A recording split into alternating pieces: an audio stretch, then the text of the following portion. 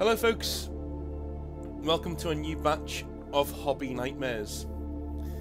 This time today we're going to be talking to Colonel Mustard and his, shall we say, unique questions on what kind of Space Marine chapter is going to be on the channel, and a few other things he's gone through in the hobby going forwards. And we're also going to be going into a rather in-depth Dark Heresy campaign story that ends, shall we say, in a very cathartic manner. If you're having a bad day, you may want to listen to that one later on. Let's dive right in, shall we?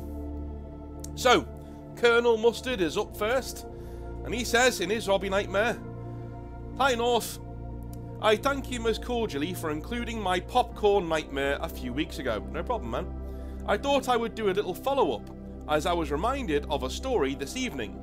As I say, I will eventually explain why I stopped 40k in 5th edition, just not yet." Oh, you're a tease.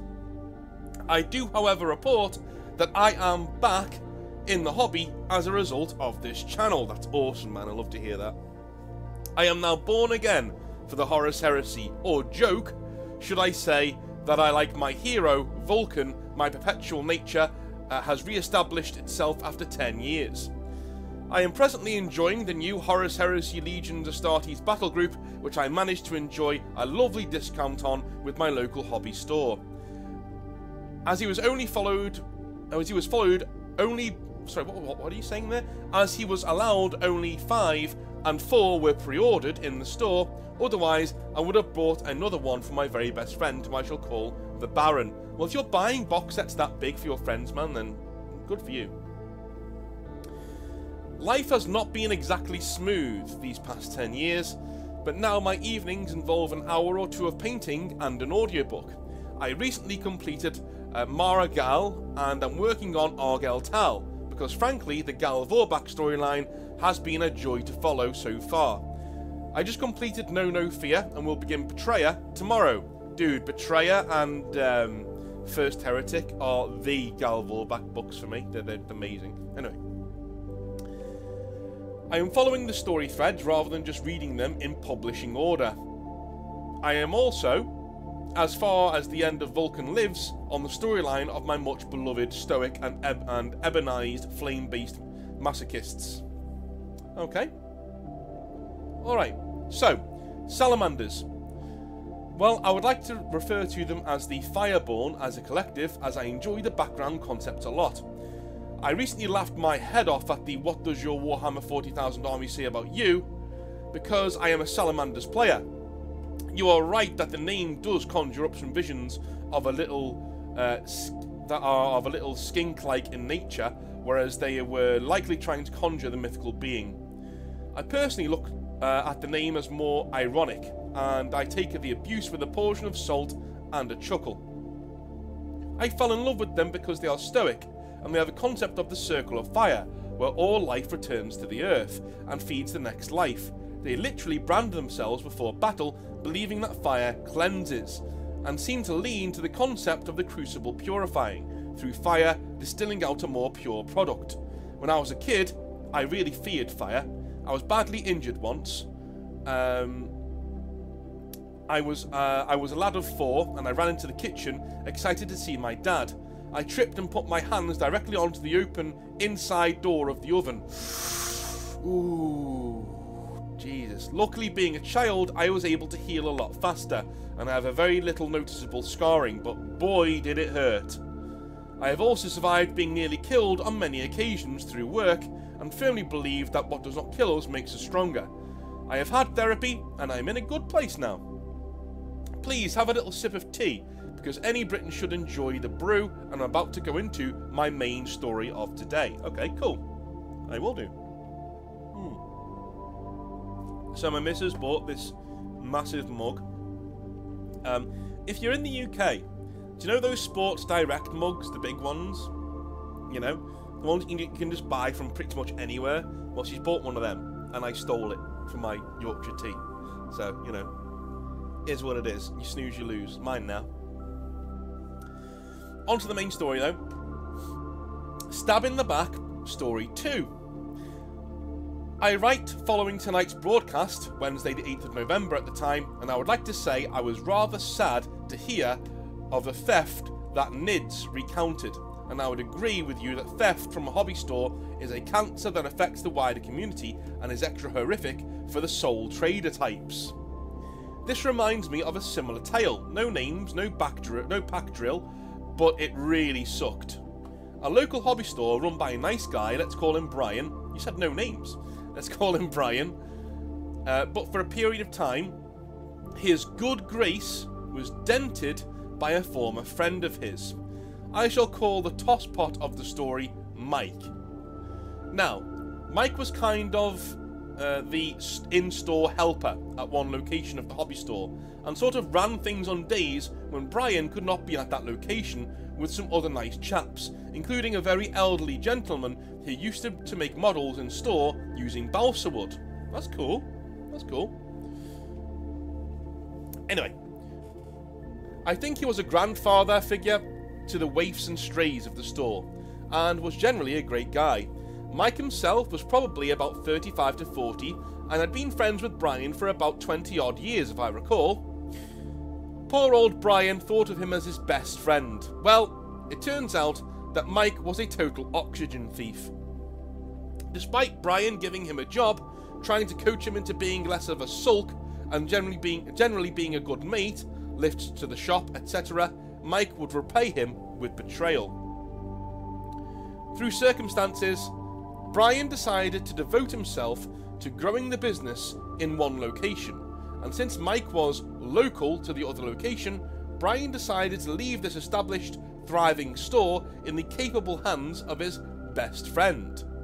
Well, to cut a long story short, over the course of the next 18 months, Mike dipped into the till, then moved on to fiddling the petty cash, forging the books, and even managed to get behind on the rent of the store.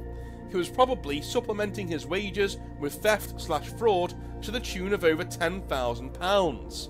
Well, it sunk the store and caused Brian to nearly have a breakdown, but the police took very little action, and after legal advice, it was deemed too expensive to pursue in civil court.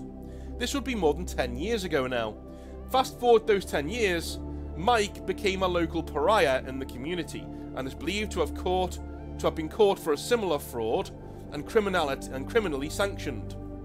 Whereas Brian celebrated a huge milestone recently at the store where many real friends wished him well and showered him with a lot of friendliness and celebratory cheer. Moral of the story: even people as scummy as Mike do get their comeuppance, and decent people will rally around their friends. Okay, include this or don't in a postscript. Keep being a legend, North. I hope that one day to see more of your Astral Blades, or the Void Talons as they are now.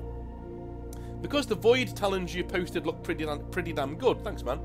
The Samurai look is very cool, and something I have not seen before. So will your Renegades, the Void Talons, be Ronin? I know that by Millennium 41, Japanese will potentially not be a separate language on Terra, but I'm genuinely curious about the direction of the lore and the chapter. Okay, cool. I'll do those two in quick succession. So first one, yes, that sucks. But the thing is, why the hell would you leave your retail business in the hands of anybody who is not you or fully trained to be a part of that retail business?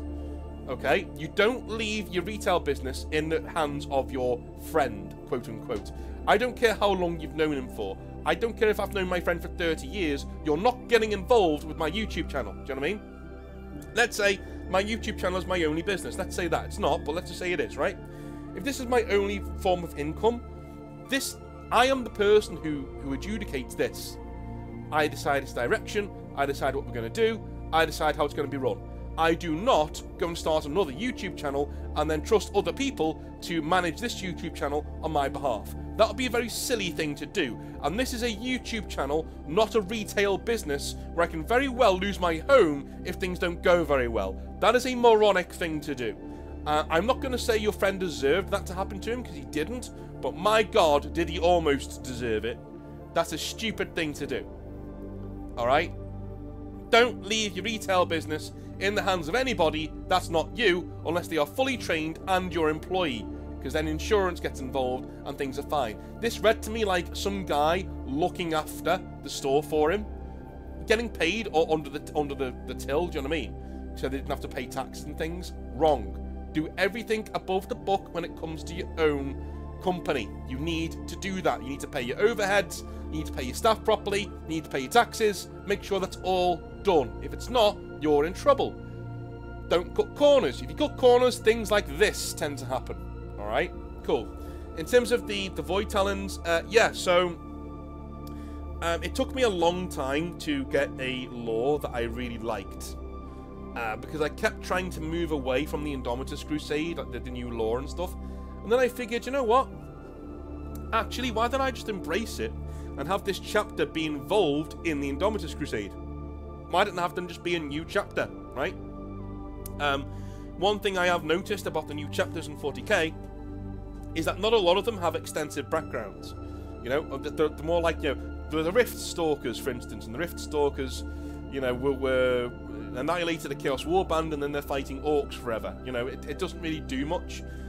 You don't really hear about the foundation of the new chapters and their histories and how they went about doing things. Whereas the Void Talons, I wanted to be one of the first fan chapters to do that, right? So you hear about their inception just during the Terran Crusade and all that, and going all the way through to them becoming a chapter and their own culture. So yeah, they are very much renegade now. Because there is an event in the lore in the Arcs of Omen which makes an entire fleet of the Indomitus Crusade renegades, whether they like it or not. And the Void Talons are unfortunately a part of that group who are declared renegade. In terms of the Japanese stuff, I'm not a big fan of having overt cultural things in 40k. I think you should have nods, you know, which is what I do. So the Void Talons do have nods to feudal Japan, but they're not like the, shall we say, the Space Wolves or the White Scars, who I would define as very cringe, in that they look at history as like a GCSE, you know, 10-year-old version of history, and they just slap a paint job on it and say it's done, right? That's not what we do here. The Void Talons have some sort of Japanese bloodline in them. They have a very feudal Japanese outlook. There's a lot of nods to feudal Japan, but they're still Space Marines. They're Space Marines first and foremost, and that's what they are. They've got a little bit of a tinge of samurai, and yes, they would be defined now as Ronin, wandering masterless swords. That's what they would be now. So yes, that's what they are. But you know, I'm not gonna sit here and be like, well, they're all called Takeshi or they're all called. No, that doesn't happen, right? That's silly. And it's one of the things that spoils White Scars for me. You know, they're too Mongolian. It's like, Jesus, dude, you've literally just ripped Mongolia and put it in space. I mean, okay, fine, but come on, dude. Have an independent thought. Come on, you know. Anyway, moving on. Ambria says, oh yeah, there will be a video about the Void Talons coming up. So there will be a video about it coming up eventually. But anyway. Ambria says, hey North, I love Dark Heresy, and I'm a big fan of the Eisenhorn novels. Okay? In fact, I think those novels play out kind of like a good session of Dark Heresy should. I want to tell you about the best campaign I was ever a part of as a player, and the events that tore it apart. At this particular tale of woe is Ambria, which is me, a female psyker, one of two girls at the table. Okay, one sec. There is Mark, an Imperial Guardsman, down on his luck, sworn into an inquisitorial henchman band. James, an Ogrin with an unhealthy obsession for Lucy's character, another player at the table. And Lucy, another psyker specialising in training from the Officio Assassinorum, mainly the Calidus Temple, the second girl at the table. Right, before I carry on with this tale of daring woe in Dark Heresy, this is North talking now, I would like to point you towards the subscribe button at the bottom of this video. Head down there, and if you want to help me reach my goal of 20,000 subs eventually, right, then head down there and really try and help me out by subscribing if you can. Maybe pass my videos on to somebody else who's going to get a kick out of them. It's going to help their mental health as well. That would be awesome. And also, my new thing for December, I want to get to 16,000 subs. I said 15, but let's push it. We're there now. Let's push again and see where we go. See if we can get to 16. But by the middle of next year, I really want to be on 20,000 subs. If you can help me get there, your subscription would be, well, it'd mean the world to me. So thank you very much if you could do that. Anyway, moving on. And so off we go into this tale of absolute dark heresy nonsense. As a background, all of us were into 40k, and our DM, Alan, was also a big 40k nerd and had wanted to do a campaign for a long time in Dark Heresy. For about 6 months, the game went swimmingly. In fact, we had our own ship called the Rust Bucket, that we would fly around with our own astropath and all sorts. We'd get into hijinks and adventures aplenty, but that's not what you're here for, of course. Our problem player, if we had one, was Lucy. She would always try to wangle things in her character's favour. She would steal the spotlight as and when she could, and eventually she would begin to flirt in real life with James, another player at the table, which is no bad thing. People should find each other, of course. The issue was, James already had a girlfriend, and although I knew her, he made no mention of her at the table. But whatever, his business is his own. Mark and James were best friends, and I figured Mark would step in if things got too far. And since I was friends, at least distantly so, with James's girlfriend, I even asked Mark about it, and he said, of course, he would step in if things got a bit cringe or a little too far. Okay. As the flirting escalated, however, this bled into the characters in-game, and all of a sudden, James went from being the group's muscle to Lucy's muscle, her tag-along and minion. Okay, I'm just going to say,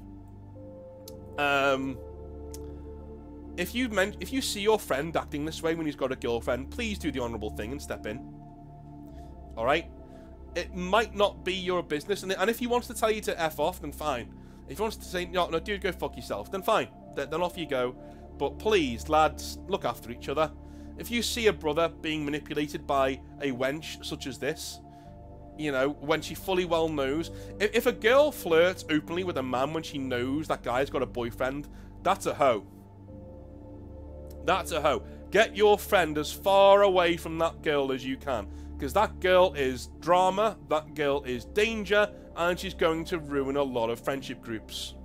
Alright? Cool. This honestly grated on me quite a bit, but it only really came to a head when we were tasked with retrieving a vial of Exterminatus plague from a lab on an agri-world before it got into the wrong hands. What we did not know was that Lucy had already made a deal with a rival inquisitor to our employer to bring this vial to them instead for a massive payday and an advancement in her career. When we went to get back on the ship with the vial, Lucy asked us, me and Mark, for the vial, holding out her hand. And of course, we refused. She then told James to take it from us. When we resisted, this almost initiated in party combat, but we rolled off for it instead. James's Ogrin took the vial from us and handed it to a smug and sneering Lucy, who told us she'd come back and pick us up eventually, quote unquote. The ship took off and we were left fuming on this agri-world, our agency in our own campaign stripped away as the campaign now became Lucy's campaign with her tag-along James. Deciding to make the best of a bad situation, we threw ourselves into helping the world get back on its feet, or at least the settlements we were around. Over a few sessions we did missions for them against the Chaos Cult that had come into the system and eventually drove them off. It was lame though, as the party was split. For like 3 months of play, half of the people in the group had to sit there whilst the other half did their actions elsewhere in the galaxy, which was lame as fuck, let me tell you. Eventually though, the agri-world, known as Sanctuary now because we'd christened it, was brought into compliance, as we led the rudderless Imperial Guard of the world in expelling the corruption of chaos. We even had help from the Black Templars, who turned up on a passing crusade to fight the chaos in the world, only to find us fighting the traitor warbands on the surface, toe to toe. They helped us finish the job in a few epic situations, and gave us some war gear for our trouble, and left a squad of Black Templars behind to aid in the rebuilding effort. The fleet would be back to pick them up shortly, we were told. So, we had pet Black Templars. That rocks. All this time my character had been not using her powers in the presence of the Black Templars as a mark of respect for their hatred of her psyker kind. Aside from that, the Space Marines were actually pretty chill, as long as we went to mass like good girls. I shit you not. That's pretty cool though, I like that. I like the fact that your DM has rolled with the punches, and so even though one of his players has split the party, he's actually gone to the side and said, okay, well I'm going to create some cool stuff for you to do and have fun with. That's cool, I like that. Alright. Anyway, it is at this point that Lucy and James re-enter the picture.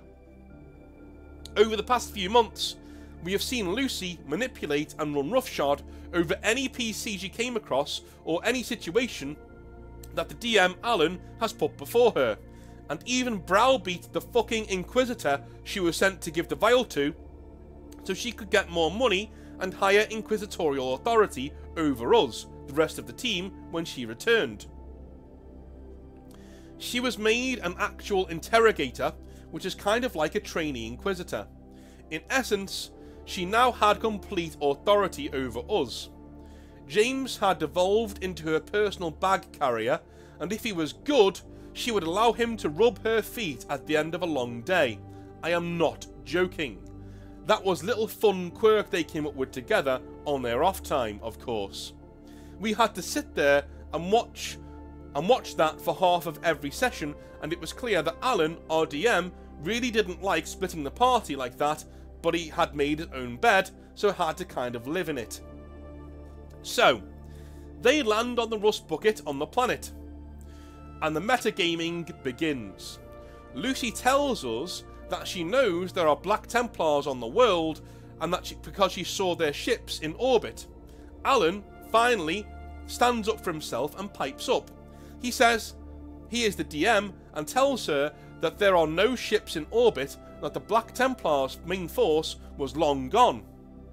Then Lucy tells us that she can sense them through her powers, which again Alan finally shoots down on her bullshit and says, no, you can't, that's not how psyker powers work, at least not in your school of training. So, she sent James lumbering around looking for a trap she thinks we have set for her, which we have not. We just want to get on the ship and leave, finally. The world now treats us as heroes, and we are using the world as a kind of base of operations for our excursions into the rest of the world, and even to the moons that the Black Templars have sometimes taken us to. Lucy tells us that this is good, and that we have done well, and that she is taking command now. Wow. Wow. You're fucking joking. Like, after all that, she comes in and just tries to absolutely hijack your part of the story. Fuck that. Honest to God. She flashes her papers of authority at us and tells us to go and wait on the ship, so she can deal with the planet. We have had just about enough and tell her to go fuck herself.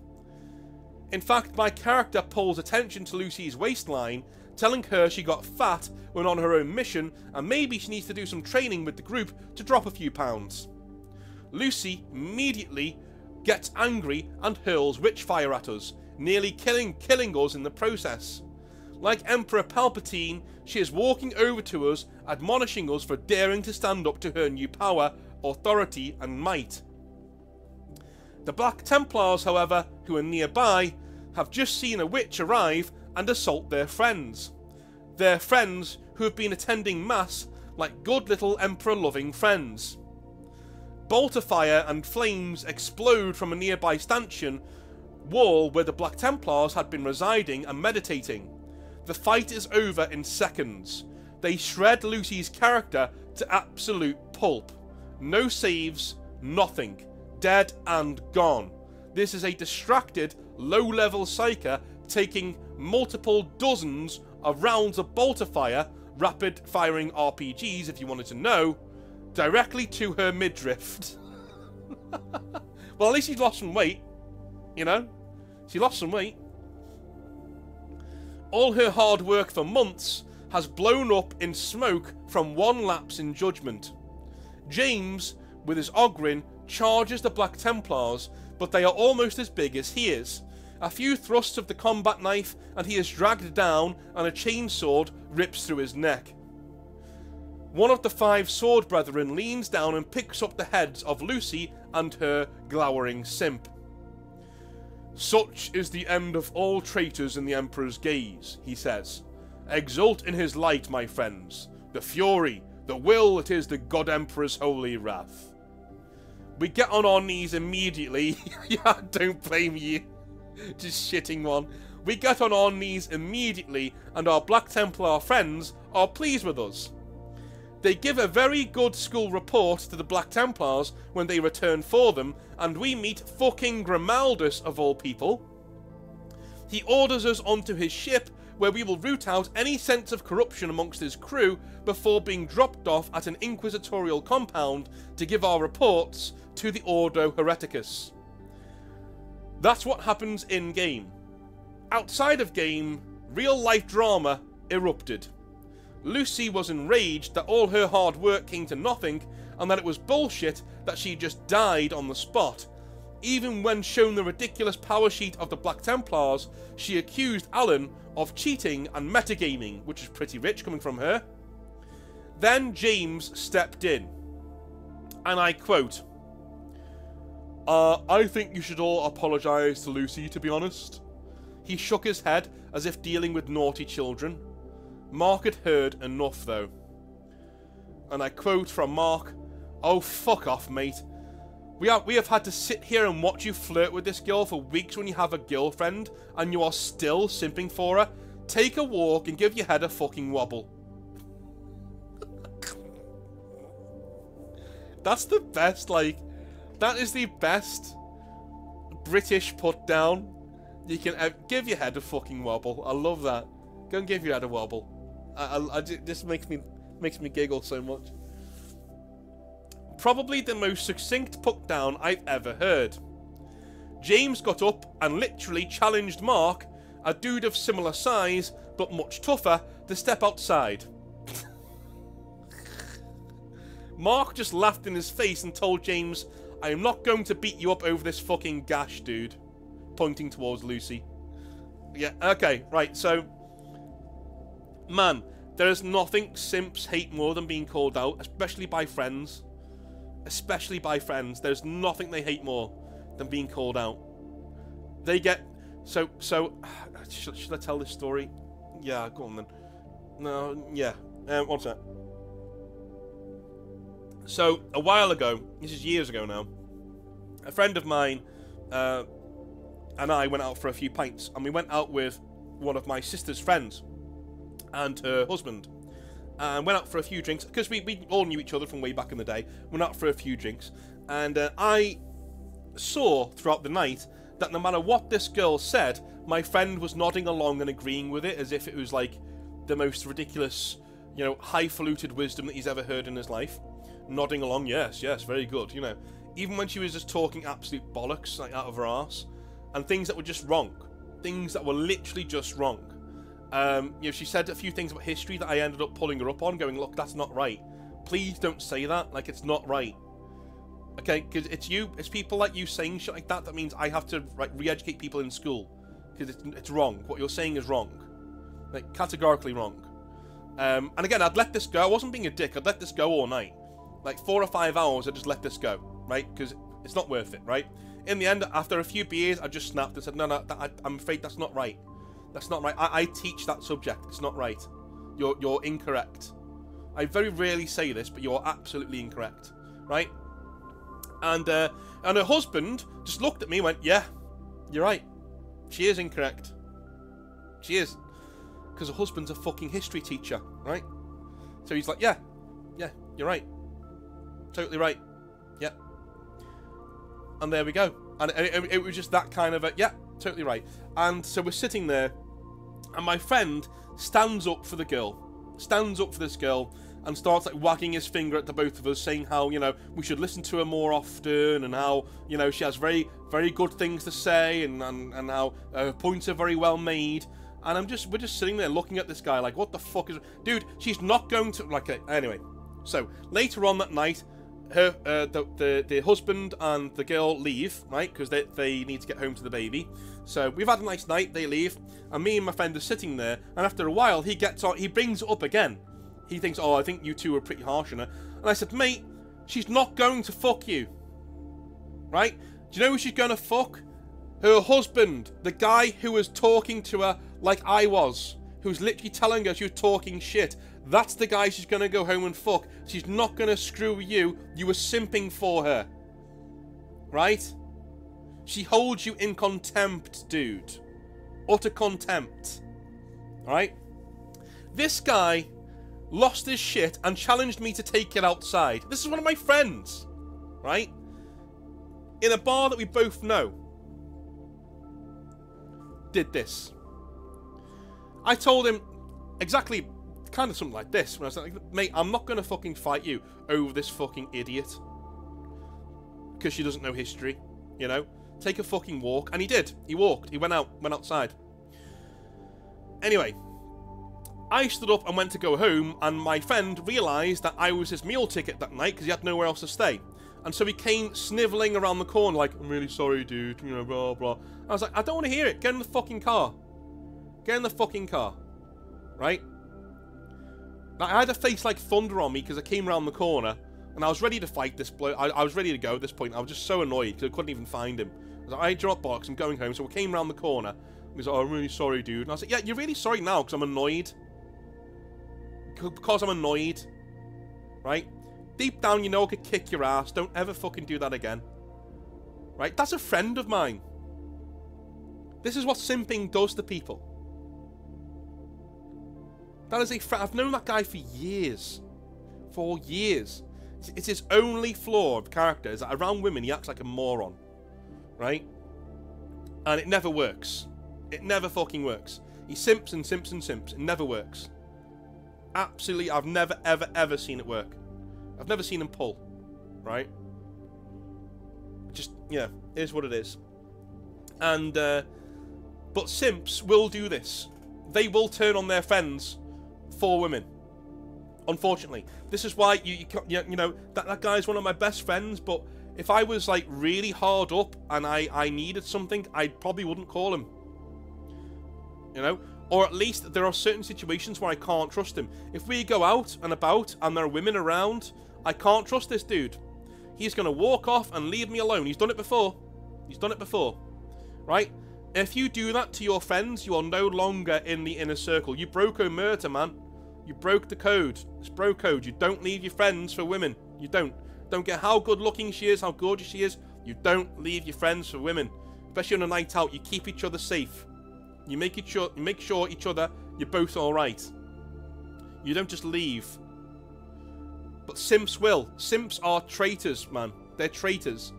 They're snivelling little rats who will turn on you in an instant as much as a whiff of poontang comes their way.